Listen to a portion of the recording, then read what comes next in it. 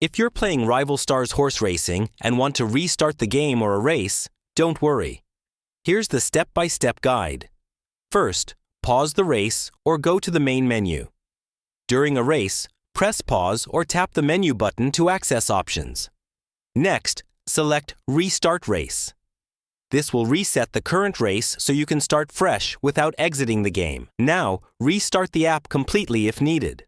Close Rival Stars horse racing from recent apps, then reopen it to fully reset all progress and sessions. After that, check your internet connection.